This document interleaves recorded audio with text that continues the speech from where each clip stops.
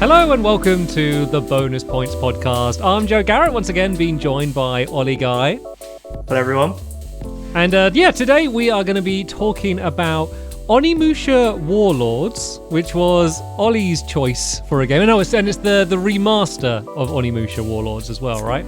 Yes, so this is the version that came out recently we played it on the Switch, but it's also on Xbox One, it's on PS4. But it originally came out for PS2 and the Xbox. Do you know what year that was it came out? No, but like forever ago. Like long ago enough it doesn't really matter. It was 2001. It's 20 years ago. The 20th anniversary. Yeah. So developed by Capcom and do you want to explain why you chose this game as our second game? There's so many reasons. So basically I tried to think of the most opposite from the Forgotten City as I possibly could. So that's one reason. Second reason was I already owned it. So that was really that's convenient. The main reason. Yeah. The third reason is I am very fond of this PS2 era of games. Especially from Capcom as well, I feel. Because is there a week? So I know with Devil May Cry, there's a weird thing where wasn't it originally going to be a Resident Evil game? And then they switched it. Is there a story like that with this game? Do you know? Yeah, so it was going to be called Sengoku Resident Evil, or literally was going to be a Resident Evil. Well, game. It's going to be called Biohazard, which is what they call it. But so it was Japan, literally going to be a Resident Evil game, much like how the Yakuza series has an old samurai Edo period game. But they decided for whatever reason at the last minute they're not going to do that anymore. So but I think even from saying that, I know obviously there's gameplay on screen. Hopefully some of you have played this game as well during the conversation, but even from our description, you probably have a pretty good idea of what kind of game it is. They had a very consistent sort of art style and kind of tone and kind of even an input method kind of from that era. So it really kind of, as I say, fits in with Devil May Cry, Resident Evil, and there's probably some others that you could probably name off. There was a lot of Silent Hills. They weren't Capcom. There was Cold Fear. There was a game called Obscure. They were all the same sort of fixed camera angles. You kind of run around. Forward is always forward. So if your character's facing the screen, you still press up, and they'll run towards you. That was actually one of the. So this because we're talking about the remaster. I played the original very long ago when it came out. Ollie hadn't. So one of the big changes with the remaster is they changed the control. So originally it was tank controls. So you'd press forward, and then if you press to the side, you'd kind of shuffle around and then go forward again. In this game, it's much more traditional. You point in the direction, that's the direction they go in. So I played the old one too long of a go to be able to decide what I like more, but I'm pretty sure I pretty prefer the modern method. I couldn't imagine playing it the old way. Because with the D-pad, you can still do the old controls. Oh, really? I just moved around a bit, and I was like, if someone's attacking you, how do you possibly move away? Because with the stick, you just pull away, and he runs. Yeah. But with the other one, you have to hold the button down, and he'll shuffle to the side. And then you fast forward to move. It just seemed like absolute hell. I do wonder, because I was surprised because it's the sort of game that I in my head I was like, oh, this might be a challenging game. I don't know if I just I don't know, just from seeing Dark Souls and kind of knowing about how older games are kind of more difficult and stuff. I was kind of in my head, I was like, oh, is this going to be challenging? But it's quite easy. And I wonder if it's easy because of the modern controls, and that's why it's kind of adjusted. Yeah, so it's down the same kind of subject, is that if you play the Resident Evil remakes, you can choose old or new controls, and they're so much easier with the new controls. Because moving, the enemies are so slow that you can move around them. When you have the 360 control, you can kind of just zip in any direction, and they can't. So they're still stuck, turning and moving. So I'd say that probably would make it a lot easier and probably quicker. The fact that you used new controls. Yeah, I didn't even realize that was an option. I didn't even touch the D-pad. I didn't think about that. That was something I had to, because in my head I thought it was tank controls. I had to go back and watch some old gameplay from the original. But apart from that, I mean, they've made the textures HD. They are kind of Vaseline smeared HD. The character models, they look properly like they're being brought forward, but obviously all the backgrounds are JPEG files essentially, and they obviously didn't have the original renders to render it out again. They were just updating the pictures they had already taken. So it's not a great looking game. Although I think saying that, the backgrounds don't look good, but the character models I think still look all right. They don't animate very well, especially their faces. Yes, there's one bit exactly, where Samanusuke is like pushing a door and his mouth and teeth, like obviously in audio you're not gonna be able to see, but he's literally like he looks so weird. And there was another bit on that line where there's a moment, we'll get into story after this, but there's a moment where there's kind of like almost like an evil Samanosuke that you face off against, and there's a cutscene and it's like evil Samanosuke, the main character, coming forward, and I was like looked at his eyes and like he did this weird expression. I was like, oh, that's the way they're showing it's the evil one. And then they cut back and the other one just looks exactly the same. It just looks really weird, the animation they did. But yeah, another thing on the graphics is that it has those kind of like really corny CGI, old school CGI intros and outros. So the ending is the same. They're great though, aren't they? Tell me you love them. Yeah. So what I was going to say to you is, do you remember any other games that had those kind of CGI cutscenes, and do you have a fondness for them? But obviously you do, because everyone does. Yeah. No, I don't. I mean, the ones that I remember is kind of similar era is Final Fantasy X. Yes. But I think the animation was better in them. But the problem with Final Fantasy compared to this is that the game looked so much worse, and it would go to the cutscenes, which were better, and I'm like, it kind of just looks like different people. Like, I don't associate this is like a cool movie, but that's not the guy I've been playing, Whereas in this, the fact that they have the pre-rendered backgrounds, which would have looked way better, and probably still do look better on an old TV, not HD, they've probably held up better. And then the art style of the CG cutscenes is much closer to those old to the actual gameplay, that I actually think it fits in a little bit better. Yeah, those old CG cutscenes, everyone had such separate hair. Everyone had they'd have like 20 strands of hair that were all like but super quite thick hair. Yeah, thick, like pot plants, like they look like leaves coming out of their heads. Yeah. Some of it's like the animation that's held up, and like the cinematography in them is really, really good, I think. And the music's them and really good. And that's something that they did in all of the Onimusha games. I know this is the only one that you've played, but I remember Onimusha 3 in particular, the opening cutscene is well worth a YouTube search, because it's very long and very spanning different locations and stuff, but is really great. But so opening cutscene, full CG, must have been a very impressive opening back in the day. Still surprisingly good today, and it kind of sets up the story. Did you want to kind of talk a little bit about the story? I mean, I'll talk about what I can. I sort of understood what was going on. I can if you want. Let me give it a go, and then you can tell me why I'm wrong. So there's some sort of big war that may or may not be a real war, because I can't tell what's real history and what isn't in this game, because some of it is real. I know that much. Yeah. There's a guy called Nobunaga who's a real guy. Yeah. He gets shot in the neck and kills over, but then some sort of demon outbreak happens, and they're like, the whole thing is we're going to get Nobunaga to drink the blood of a princess. Mm-hmm. So it's like, was he in on it? I don't know if he was, because he got shot. No, I think this is more they were like repurposing him. Okay, like reanimating him. Yeah, as far as I could tell. A lot of the story in the game is just told through books, isn't it? Yeah, so that was actually another thing that I've got written down.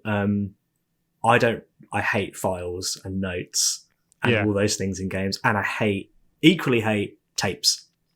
Yeah. You find a tape and it just plays and you walk around. Have you ever actually read a file? So it depends if it gets it right. So a game like Control, I read most of them because they were all very short, and they were all kind of about where you were. Like you're going in a room and it's like this weird experiment, and there'd be like a note and it's just like 2 sentences about the thing you're looking at. Whereas this, you feel like you're playing a game, and every now and then it's like, okay, story time, and open the book, and you're just reading it, and it is basically just all of the history, all of the world setting, all of the exposition. They've just, and it's just bad storytelling for an interactive video game. It's terrible. There's one bit where you meet this little slimy dude, and he's like, like running around, and then the narrator goes, "This man will grow up to conquer Japan," and then it just carries on. It's like, what? Who even is this guy? So is it fair to say that the story didn't grab you? You weren't emotionally attached to any of the characters? Absolutely not. Also, the fact that you can't skip the cutscenes was painful. Oh, what when you had to replay it? Yeah, no, when I had to, I died quite a few times, to be honest. So yeah. When you can't replay, you can't have to watch them again, even after you've died. It's like, oh my god, please stop making me watch this. Like that final cutscene with the demon. Like I think I watched that 4 times, and it's quite long. Yeah, rough.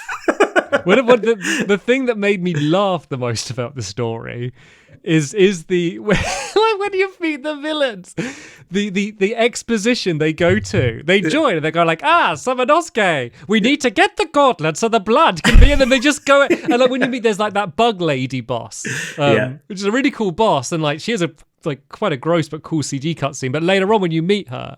And I literally laughed out loud at the way she's like, it's you. So what we need to do here and what we've been planning is this. And they just go on for ages and just explain all of the story. And then you just fight. Like, it's so funny. There's a line in it where, so the main villain, he's like the Red Skull dude. I don't know his name. And also, purity human. He's so funny. He actually sounds like the Ice King from Adventure Time. I looked it up because I thought it was him. Yeah. But like, he also just disappears. I don't know what happened to him. He just kind of leaves. But it's a really funny line where Samanosuke is like, why don't you just go and play with your toys? And I was like, what does that mean? It's super cheesy, those kind of one-liners. But it does do the good thing where it crosses over to kind of almost so bad it's good. You know, there is entertainment there, just none of it was intended by the writers or the directors of the game. Definitely love that. Also, that Red Skull dude, that first enemy you fight, so it might even be in the video because it's quite in the beginning. He's like a tentacle, like he does this. And do you know the thing I'm talking about where you cut it in half and it becomes 2? Yes, yeah, I do, yeah. Do you realise that thing was called Ronaldo? Is it? How do you know it's what it's called? Because he says, get him Ronaldo! And I was like, why is that thing called Ronaldo? Like, it's so weird. It's just like those, imagine like those like spinny things are just called like, like Jose or something. Exactly. Get him, Steve. Because I know the guy with the shield is called Marcellus. It's like, you name these guys. I wonder if it's a translation thing. I wonder if it's it's the translation team and trying to think of what's a name people in the West can pronounce. They might. Do you know what they might have originally been like? Maybe they were like Chinese or Korean names. Yeah. And then they were like, we need to translate it to a name that you know is foreign, but you know what it is. Yeah. So I reckon that's how it came about. Yeah. I don't think there was a room of writers in Japan that Ronaldo. All right, let's talk about this. So the main thing you're doing in the game is fighting demons. So, combat is the vast majority of what you're doing. So how do you find the combat?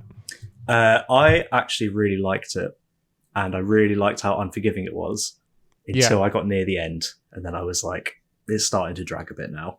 It's getting a little bit too tricky. When you say unforgiving, because I don't mean to shame you here, and you were talking about replaying cutscenes, did you die a lot then?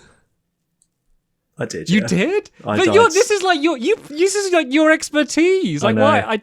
The last section when you go into the demon world and you fight Marcellus and the big dragon thing, I died 10 times. I didn't die once in the demon world. I didn't die once. Were you? So had you leveled up all of your stuff? I was fully leveled up. No, all of my swords were level 2, but all of my keys were level 3. Oh, well, yeah, I wonder if that makes a difference. What did you think of that? So there's upgrades. So you gather up red soul. Well, there's different color souls you gather up when people die, and you suck them into your gauntlet thing. And red souls is basically experience to level up. And it's cool because you have a choice between leveling up your weapons or leveling up your orbs, which basically allows you to progress through the game. So it's a weird choice where you can really level up your swords, but then you can't go anywhere. Yeah. Or you can level up your orbs and then you can go to areas, but your weapons aren't as strong. I don't know if I've ever had that in a game where it's letting you choose between, physically lock you out of progressing or have stronger weaponry. Did you like that idea? Yeah, I feel like they kind of came up with it and then they were like, oh no, how do we possibly balance this and make it so that you don't get stuck? So then they introduced the, the Mothman, the grinding dark area. Realm. Yeah, the dark realm. Yeah, it's because at first I was like, I was going to level up everything, start from the top and just go down. And then I was like, okay, I actually need the red orb. And I was like, oh, for God's sake, like I've done half the blue and then half the blue sword or whatever. And I was like, I need to go back. So in the end, I just focused on the orbs.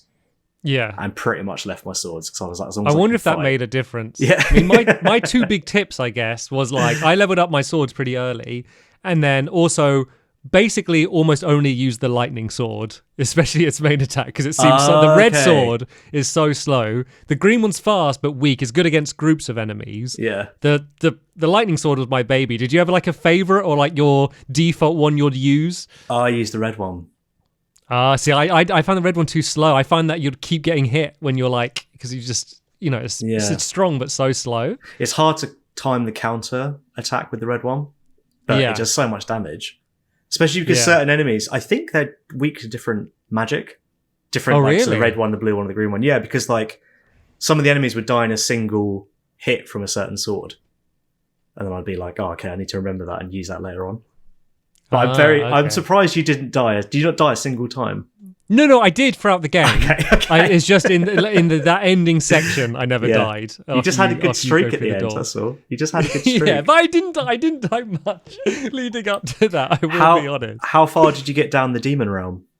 I got exactly halfway. I got 10 levels down. So there's 20. So basically, this demon realm, there's this little bloke who comes down. He's in like a little cocoon. Hopefully, Ollie looks like him in the thumbnail of the video version of this podcast. Okay, brilliant. So that's who we're talking about here.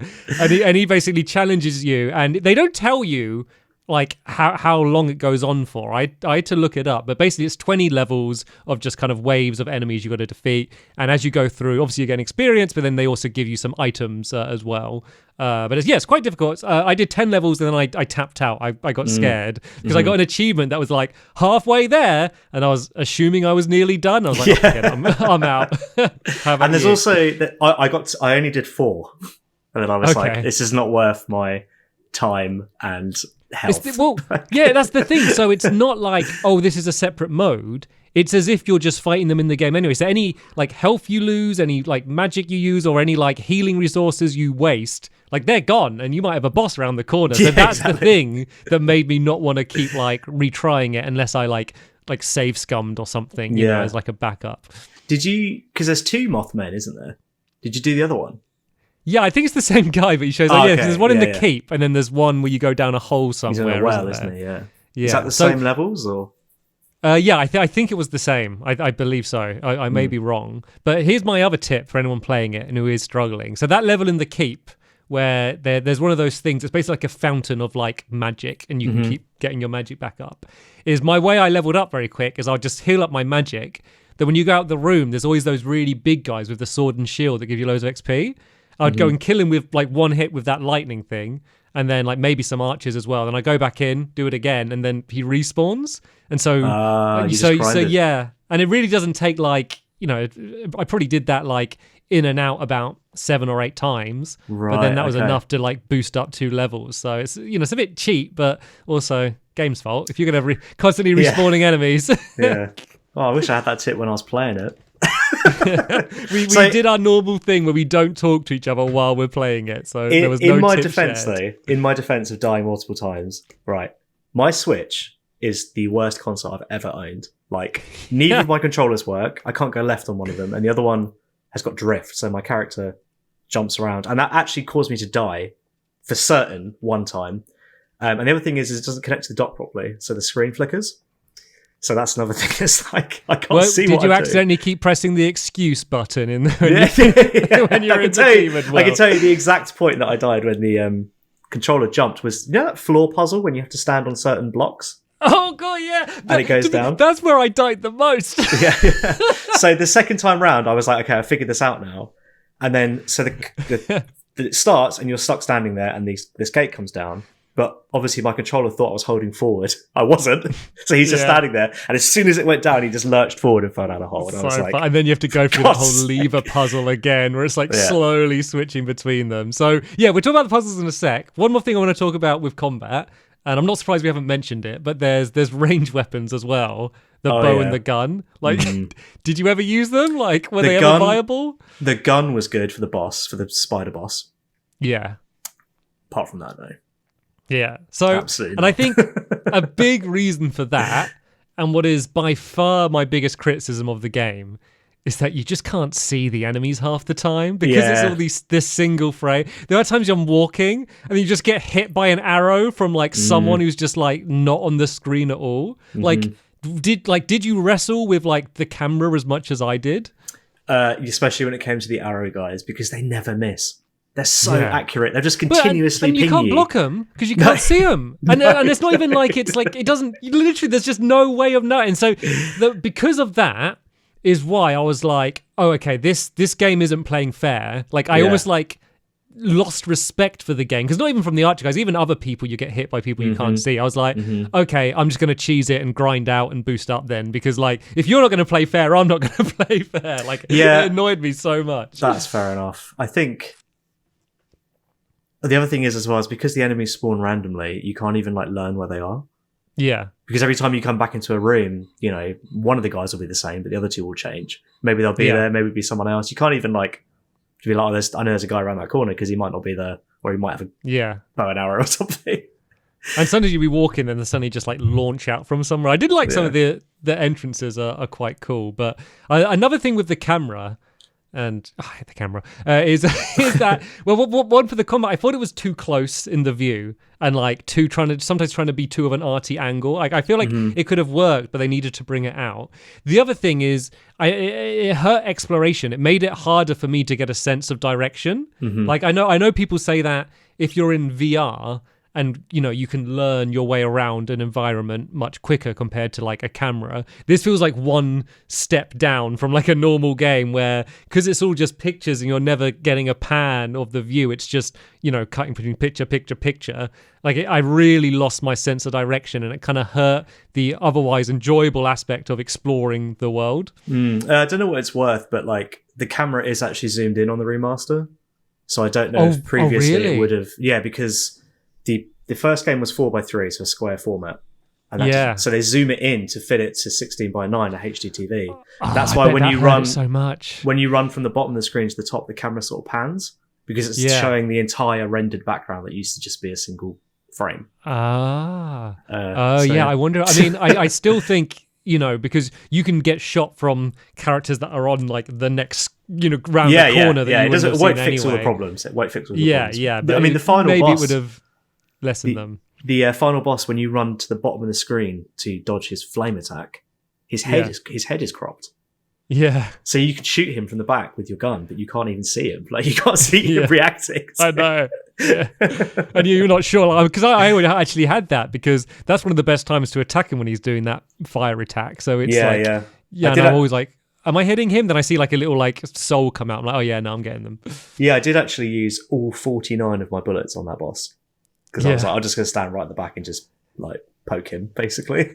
And I'm assuming, did you upgrade the bullets as well? Because that's something else you can buy with souls. I had burst bullets. Yeah. So they're the ones you can upgrade with the normal ones. There was also another arrow type that I never got. Oh, fire arrows. Yeah, but you upgrade them at the place. You like enhance them. You make them yourself. Oh, I didn't know that. I thought I had to find them in the world. No, I mean, they might be findable. I don't think I found any, but yeah, you enhance them. So you know the way you can upgrade a herb to medicine? Did you know that? What? Is this going to be a thing of the podcast? Giant revelations for Ollie. Last one we did, you didn't even know the ending of the game. Okay, can I just go back? Can I just quickly mention that and say I did actually go back and watch it, and it was as embarrassing as I thought it was going to be. So, but also, like the Forgotten City, you finished this game in like the day we picked it. So I was rushing to finish it in time. It was a couple sessions, and you would complete. So yeah, I guess that we might as well just talk about the length of the game then. So how long? At least let's say your second playthrough. How long did it take you? Well, that's actually something I'm going to come on to later on. So I'm going to keep that. You tell me now. I know. You tell the listeners how long it took you. Well, stay tuned, everyone. The tension's killing me, I tell you what. Okay, so it took me... So the timer on the end screen said 4 hours and 1 minute. Bearing in mind, that included several runs of the Dark Realm, which are optional. I was hunting for any secret I could find. And multiple points, I was standing AFK while taking notes for this podcast. So realistically, I guess it probably took me around 3 hours 40 minutes, ish. So it's short, and not only is it short, the ending is like pretty jarring. Like it's not like a game where I'm someone who's quite an advocate of shorter games. I often find games drag on too long.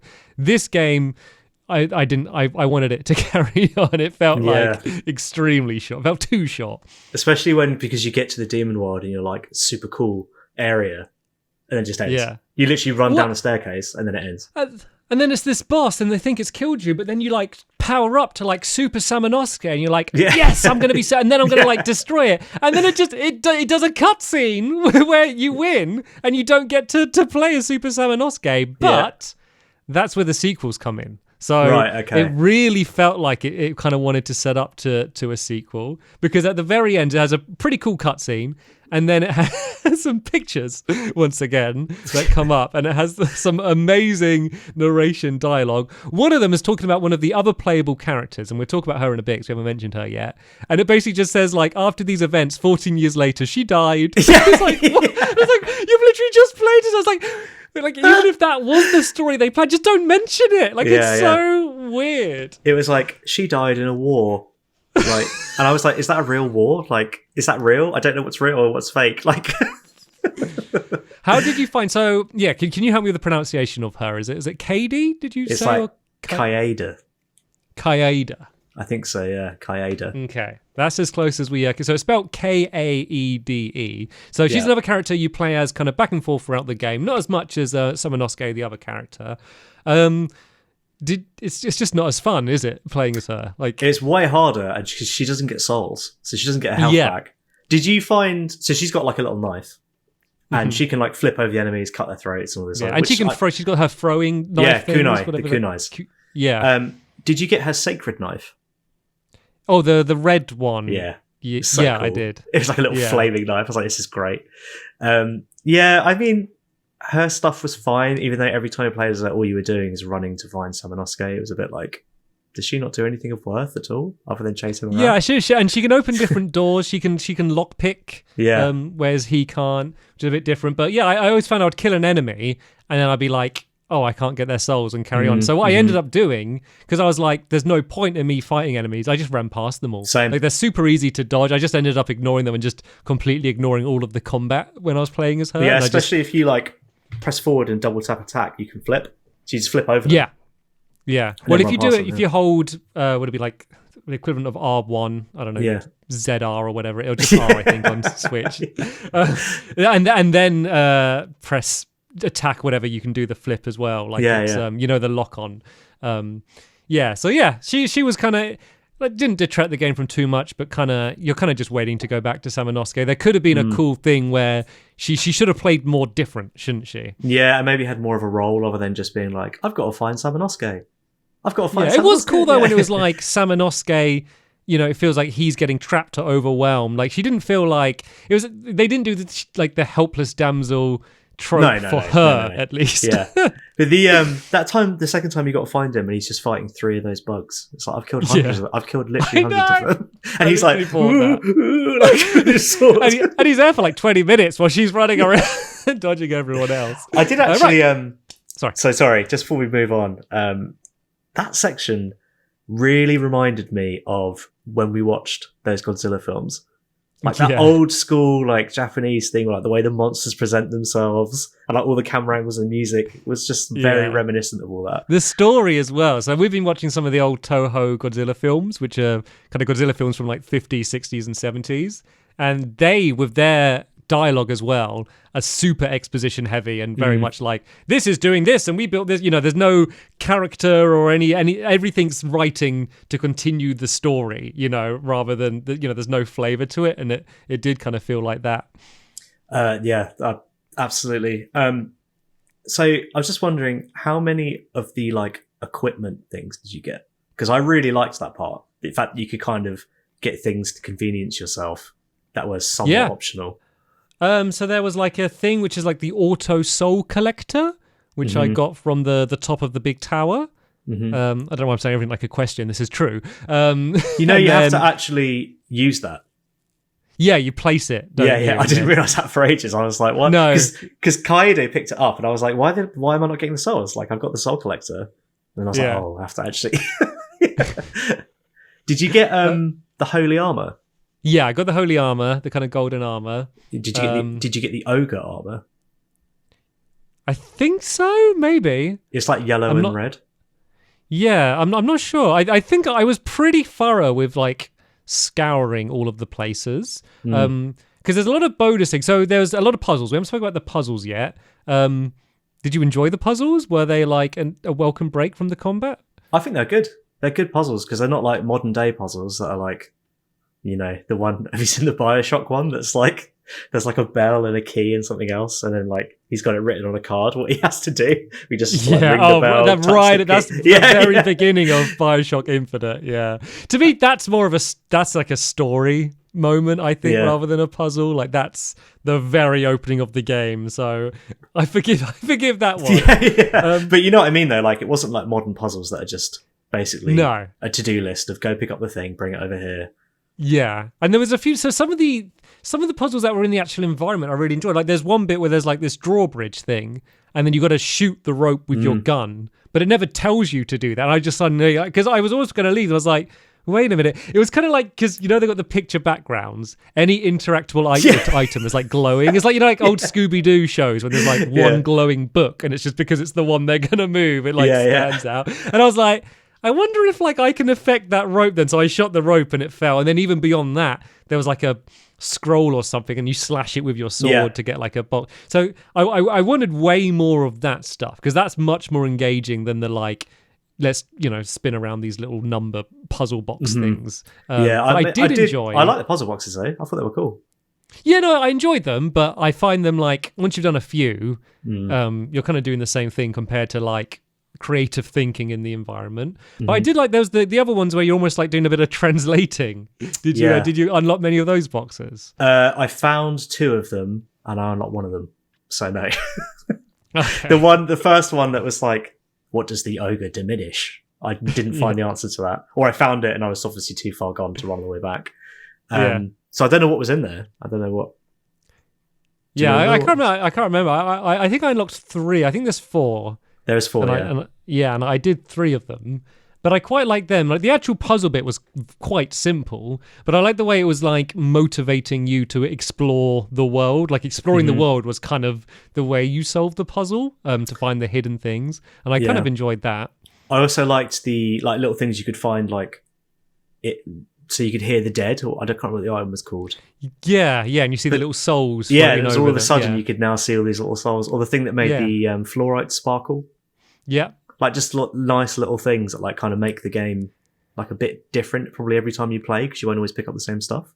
Even though I like that as well, and especially because it didn't really help for gameplay. Like the one where you can see what like the dead is kind of just an interesting thing to do. It doesn't really help you as far as they don't tell you anything. The first one I tried was like, you're that guy. Oh wait, no you're not. And I was like, oh okay. Guess I'm not that guy. Did you try and suck up their souls in your thing as well? Of course. Absolutely. Did you go on? Sorry, go ahead. No, you go. No, you go. I was going to say how many of the fluorites did you pick up? Oh, I'm not sure. What did they do? You have to pick up all 20 of them to unlock the bonus mode. And I watched a video of the bonus mode on YouTube, and it looks absolutely rubbish. Have you seen it? It's like you're in one room, and you're looking down the room, and there's like 20 pots, and some of the pots have got enemies in, and some of the pots have got souls in, and you just have to collect all the souls by smashing the pots. And it's like, oh, this one's got a monster in, oh no. So, really? Yeah. Right, I'm going to make a note so I don't forget. I think I got 19 of them. I think that when you asked me away. Yeah, well, I think so. I'm going to put up on screen now how many I actually got. I'll check after it. Did you take a screenshot of your ending? Oh yeah, I did. Does it show it on there? If you took a screenshot of the like ending screen with your rank, it'll have it on there. Yeah. Okay, right. We will cut this out. I'm going to go grab my Switch. Okay. Right, I grab my Switch. He's back. I thought I got 19. Mm-hmm. I got 12. So I don't know why. Because when you asked me how many did you get, in my head I had 19, and then you said you needed 20. I got 12. Okay. I defeated 494 enemies and got Wow. floor 10 on the Dark Realm. I think I got about 5 or 6 fluorites, but that's because I remembered looking it up before and seeing you had to get all of them and being like, I'm not going to do that. So that's what I was saying. I was being quite far, because I completed it very quick, but I wasn't rushing at all, especially because I took my time more because I knew I was doing the podcast and I didn't want to miss out on anything. So I was kind of going through slower than I normally would. Yeah, fair enough. So how did you find doing the exploration in the game? Like, because that's, the thing I always love is like an open-ended game, not open world, but you can explore it the own way you want. Mm-hmm. And this kind of scratched that itch for me. So my favorite thing was looking for these secrets and exploring. Did you enjoy that part of it? Yeah, absolutely. Like the small open world is my favorite, like closed open world where there's like, it's almost like what people would call a Metroidvania now, where you're kind of like, oh, you now have the key to this door, which is the other side of the castle. Oh, so the setting, we didn't really talk about setting. It's kind of like in like a keep, like which is almost just like a collection of like armor rooms. There's like, it's not really like a house. It's kind of just like a big empty keep. And then you have the garden area, which is really nice. I had great music. And then the demon world. And also there was like hints of like an underground lab. Yeah. Which I really liked. I thought that was super cool. It's a really great environment. Anyway, so yeah, the closed open world, much like Resident Evil games, was pretty good. They pretty much mastered it, haven't they? And this was 20 years ago, so... Yeah, no, because I think that really... scratches the same itch for both of us, those kind of games. Yeah, definitely. And this wasn't my favorite of them, but I think of the time I can see why I really enjoyed it. And almost when you said about like it's set in a keep, I was like, yeah, it basically almost only just is. Like it almost feels like stage 1 from like, like a normal length game. But I quite like that about it though. I think it's quite cool. It's quite brave to set a whole... It's like having a game set in a mansion, but you're only in the kitchen. Brave, like cost cutting. There's different words you could use. You mentioned briefly the music, and that's something we kind of skipped over. But did you just enjoy the music overall? I really liked the like dread music. Yeah, that sounded like someone sawing a cello in half. Like when you come out of certain rooms, it's like it's so good. What I really liked is it always happened, especially in one particular place when you enter it. And this crazy like battle music starts blaring, and there's just no enemies there. Oh, the like courtyard area. Yeah, it sounds like so epic. Yeah, where there was like archers there, and it's really blind. Because the first time I went there was enemies. Then when I came back, it does it, and I'm like, oh, they got my. Because I'm all there guarding, thinking, oh, are there like enemies off screen I can't see about to attack me? So I just edged my way through this whole environment. But no, it's just the music going. I'd always do a lap because you can't see the whole garden, can you, from where you start? So I just run all the way around, make sure there's no one there.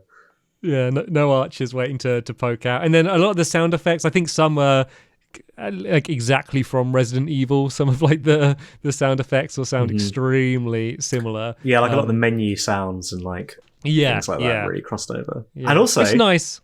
Yeah, like speaking of Resident Evil, it was nice to see the herb. Yeah. A great character. Yeah, no red herbs. It was just, so you would upgrade the herbs to get medicine. But certainly... They knew what they were doing with that. Can I talk a little bit about the sequels? Yes, because I've never even seen them. So yeah. So my history of the series is I played Onimusha 2 first because that was the one I obviously could get secondhand at the shop, which is how we got all of our games at the time, whatever was there and cheap. And I really enjoyed that. And then I went back to do Onimusha 1. And I remember being disappointed with Onimusha 1 for two reasons. One, it's more restrictive. So Onimusha 2 has more of an open world. It has like a town and it has a lot more NPC characters and there's shops and that kind of thing and done really well. But then also Onimusha 1 reuses a lot of environments from Onimusha 2. So my memory of Onimusha 1 is, it's reusing the same environments when of course... Onimusha 2 is reusing the same environment, and I was disappointed with it. Also, my complaints with the camera, they're still there. It does the same thing, but it is a wider view, and it does pan across the picture more. But I'm wondering whether, because I just looked to remind myself, I looked up some footage of it. I'm wondering whether it was the same as Onimusha 1, but just the remaster, as you said, has zoomed in now. Well, it kind of sounds like, isn't there like a Zelda Ocarina of Time does that in Villages, where it like kind of is a pre-rendered, or maybe it's Majora's Mask, and as you run around the town, it just kind of spins like a big blurry background. Never. I mean, the environment's fully 3D. I mean, unless you're talking about like a skybox type thing. No, I swear there is a section like that. Maybe I'm just wrong. I mean, Onimusha 2 is very similar to the first one in terms of like the way it goes. But yeah, and you can also turn into, I don't know the official name, but Super Samanosuke, I'm going to call him, which is another thing to add in. Yeah, one of the things I know we talked about combat earlier. The thing I think that would make the combat so much better is if you could quick switch between the guns and then the bow and arrow and stuff. I think exactly the same. Yeah. You have to be completely motionless and then press it, and it's quite slow, and it means that like you can't actively switch like in a fight, and I think that would really make it so much better. Yeah, I 100% agree. As soon as I was playing it, I was thinking about Devil May Cry, like how you could just switch between them. But I mean, the game was already quite easy. Couldn't imagine it. They could have. I mean, even just for an ease of life, because a lot of times I'd press it and it wouldn't switch. I was like, oh, I must have been like still slightly moving. I guess. It just felt a bit clunky, I guess. Well, I'd get that like when I was getting something out of a box, like medicine, and I'd want to use it, he'd have to like stand up, and then like his feet would literally have to realign before I could open the inventory. So like mashing start, like, oh my god, he's using medicine, and his feet are like. Yeah, I think that sort of stuck in me. And I can't remember. It's been too long since I played number 2 to know if they did improve or change that. But then Onimusha 3 is just insane. Like a lot of it's set in like modern day world, and it's got like Jean Reno playing a character, and he speaks French in it. and he's got a gun and stuff. And I remember enjoying it at the time, not as much as 2. And I think it's they went really like all out on it. Obviously, by far the biggest budget. 3D environments, but a fixed camera anyway. So they did the work of make kind of like Metal Gear Solid or something, I guess. Yeah. Closer to. So it is better. Okay, I mean, I didn't know that. I thought it assumed it would have a free camera. Because I've seen a picture you of kind it. of think, why not? I wonder if that's just they hadn't caught up in the design side, or and maybe it means that they could like have a higher frame rate because they can control, how much of the environments. Maybe it's like a film set with like 3 walls and it's just black on the other side. They didn't fill it in. Probably. I'm not sure, but yeah, much more free flowing. And then when doing my research, there was another game called Onimusha: Dawn of Dreams, which is a full 3D game where you can control the camera. Never even heard of it. Probably didn't sell very well because they didn't make any more afterwards. But apparently, pretty good. It got good reviews. What was that on then? I'm not sure. I think it was still PS2 Xbox generation. Oh, yeah. Okay. Well, I know. I saw there was a DS one. Yeah, but that was like a strategy game. Yeah, there was a couple spin-offs that I didn't mention. This is kind of main series, but yeah, I'd never heard of them. I kind of got a question I want to ask you, which is I love asking this question for anyone. But if you were like designing a modern day Onimusha, you're like a relaunch, I guess, of Onimusha. Like how would you do it? Like, what would you have the game like? It'd probably look a bit like the Resident Evil 2 remake. Yeah, I think because they kind of nailed that, but also the combat, you need to keep it like difficult, I think. Because one of the things about Onimusha that I loved and hated was the fact that the save system was so unforgiving. Yeah, because it actually puts the fear in you of being like, can I do this? Or should I go back? Like, can I actually get to the next area, or should I just take it easy?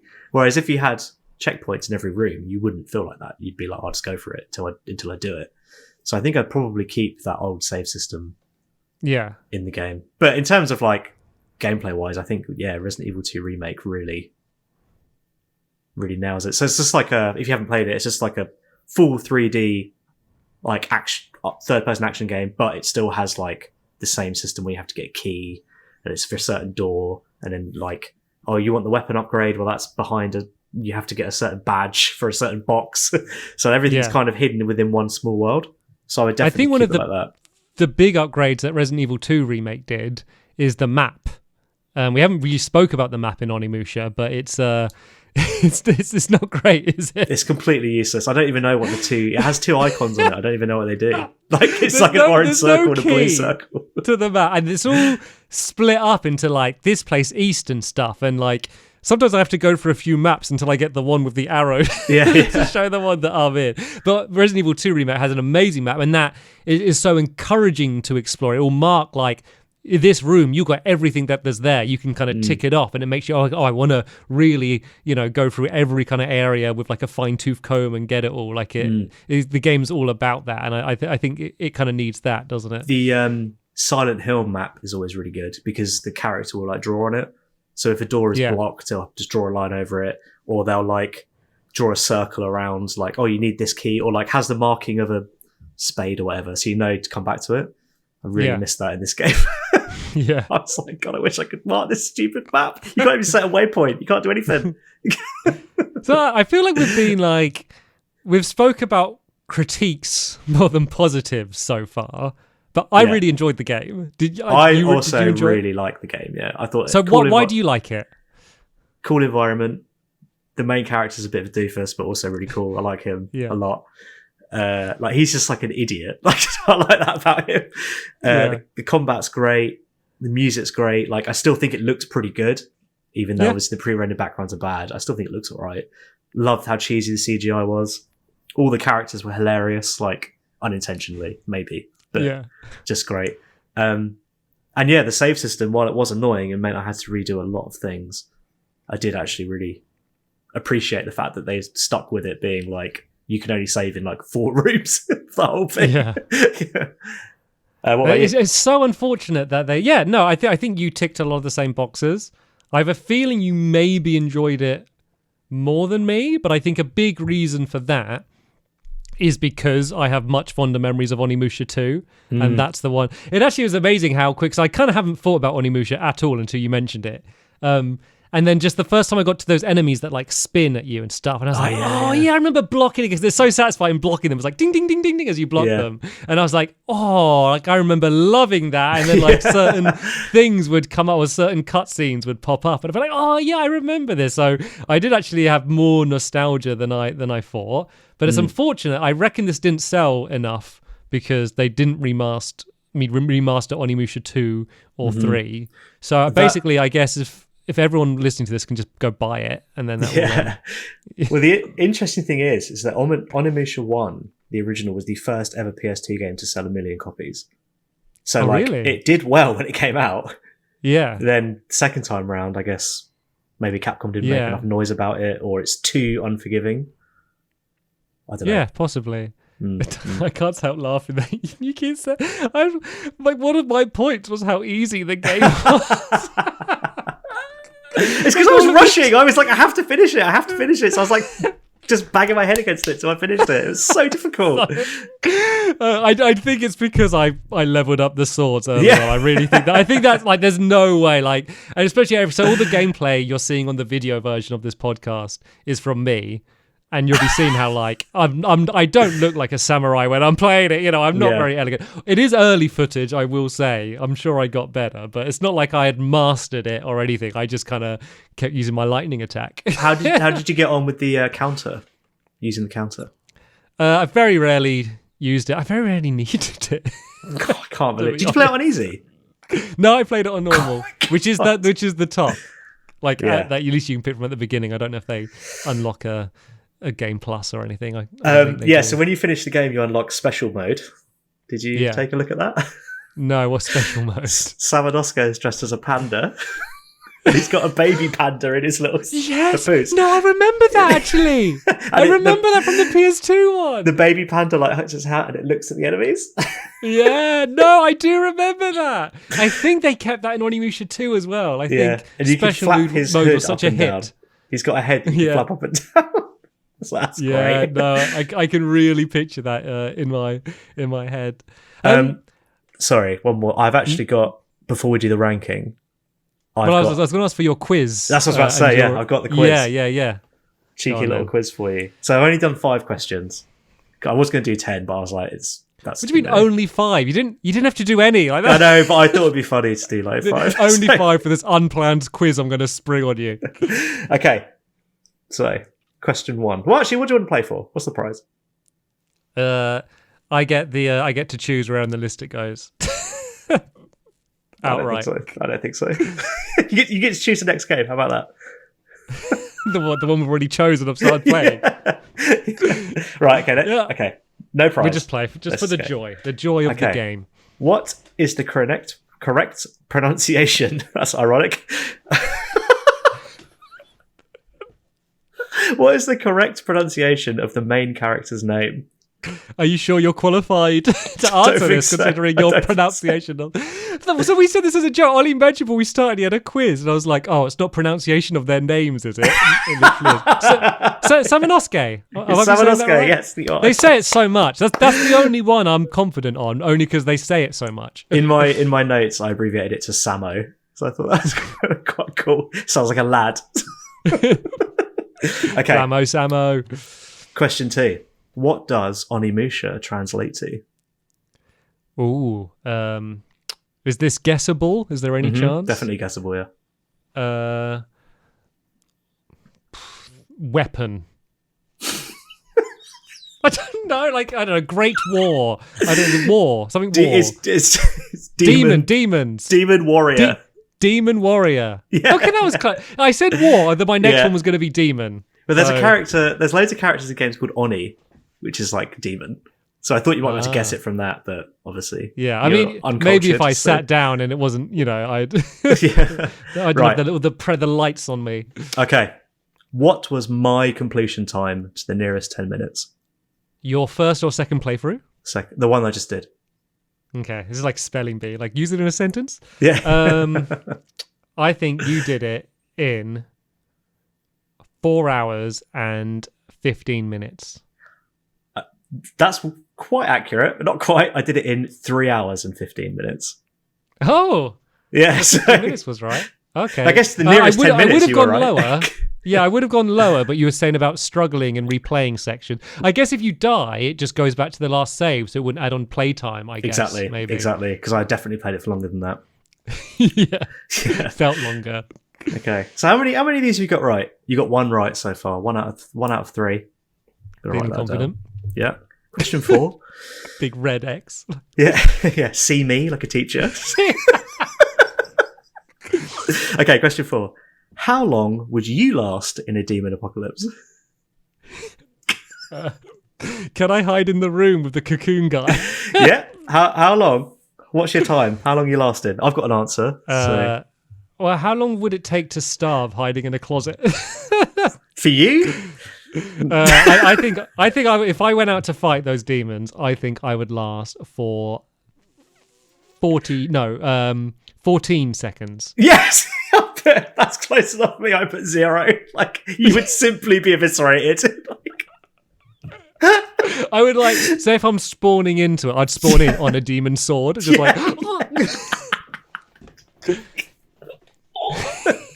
It's like my friend was saying about when COVID hit. I was saying because we didn't know what it was. I was like, what if it's a zombie apocalypse? He was like, I'd just kill myself straight away. And I was like, but what if they solved it in a day? They'd be like, there was one fatality, a young man from Brighton who decided to take his own life.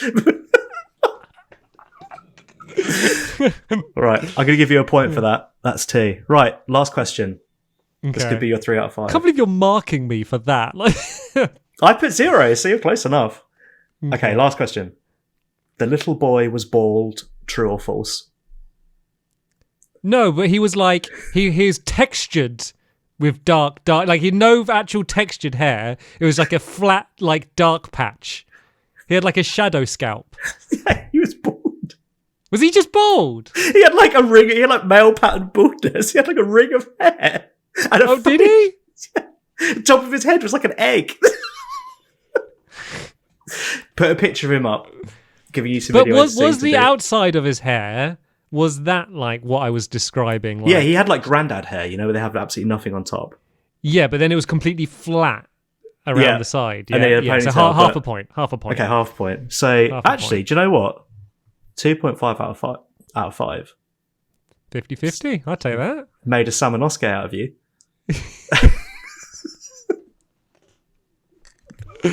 I'll take that. I'm happy with that. Yeah, very nice.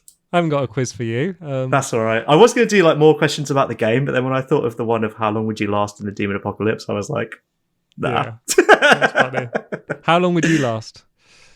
Probably the same. Yeah. I always think in those scenarios, like like in Mad Max, how they're all like these like road warriors. I always think, I'm going to reinvent myself. So like I would just instantly become like a nutter, so everyone respected me. But I wouldn't. I'd just die straight away. Yeah. just like all of my mates and everyone I know. Yeah. All of these softies that would just live in front of their computers. Exactly. We're all sitting in. Actually, I'd last like I'd make a base. Like, no, you wouldn't. You would simply die. You died 10 times in one area when you were controlling a samurai with your controller. Like, all you had to do was press the same button, and he did it all, and you still died. Oh man. Right, shall we throw this game on the list then? This is our first time. So for those that watched the first podcast and the anticlimactic ending, this is how we're going to normally end these. Basically, we have a continuous list, and we're going to put the games on it, and it's going to grow and grow and grow. So at the moment we have the last game, The Forgotten City, sitting currently at number 1. And then Correct. Onimusha Warlords with a slightly grey S for some reason, floating. So we're putting it at number 2, right? No, I definitely put this at number 1. No, I was so scared of this. I definitely put it at number 1. Obviously, if I said to you, "Oh, do you want to come over later on? Do you want to play The Forgotten City or Onimusha? Which one would you pick?" No, but that's different. If someone said, "Do you want to come over and play Burnout or The Last of Us?" I'd say Burnout. That doesn't mean I'd like Burnout more than The Last of Us. That's not a valid argument, Ollie. Well, I think actually, in this case, it is because they're both adventure games. They're both single player. They're both replayable. Well, they're not really. That's already why Onimusha's better. But that doesn't being replayable doesn't make things better. Like, there's games that are like puzzle games that once you know the puzzles, you can't replay them. Yeah, you know, like that Forgotten doesn't mean... City. Yeah, like, I don't want to replay it. It doesn't even, look, when we spoke about Forgotten City, we were mainly just like chatting about the game and like things that we enjoyed. And it was like, oh, there's one character that the acting wasn't up to par. Well, Onimusha, the camera alone and how much it drove me crazy. Getting hit from off screen and hit by arrows. The fact that I was like, I completely disregard and don't like the combat. Not that I don't like it. I disregard the combat because it's not playing fair. So I'm just going to grind it out and cheese through it. Its main thing is the combat. Like, the combat was still better than Forgotten City, though. Yeah, the Forgotten City. It's a story. Like, the Forgotten City is a story game. Mm-hmm. And I think it did the story great. Onimusha did a combat game, and I think the combat's okay. That's a good point, actually. That's a good point. When you put it like that. The Forgotten City's mastered its field, and I'm taking in consideration like the passing of time. We do take that into consideration, and I'm taking into consideration my nostalgia, which I had for Onimusha, but still really think that it can't go above the Forgotten City. I think mainly because of the camera. And some of the stuff in the story, and the map aged too poorly. Yeah, the map is bad. It's about combat and exploration, and they both suffer pretty broken. Yeah, but I love it for all the same reasons you love it. It's still number 2 on the list. I know, but I could just go back and play. I would never play Forgotten City ever again. No, neither would I. But I loved it. But how many times would you have to replay Onimusha to play long enough to complete the Forgotten City once? Probably only like 1.5 times. Yeah, they're both very short games, actually. They are both very short, yeah. I appreciate that. So I don't base games on how, like, you know, I mean, to go back to The Last of Us, I completed The Last of Us 2. I know you've not played it yet. I thought it was a masterpiece. I'm not going to play it again. But, like, it's just not the type of game that's, you know, like, it's because it's such a story-based game. It's just not, you know, why really would you not play it made for again? that. Why would you not play it again? I don't understand. Because it's like, you know, it's got twists and like the curiosity of it is why I liked it. There's a lot of games. I say if I just like, you know, like maybe even Portal. Okay, I have replayed Portal because it is so good. But you're never going to recreate the first time you play it. Like when you're, you know, when you don't know. Just remember something funny about Portal when you first played it. And there's that bit where you lower into the fire. Yeah. And then I was talking to you like either at school or something, and you were like, yeah, a bit rubbish how you just go in the fire and die. Did I think that was the end? And I was like, that's not the end.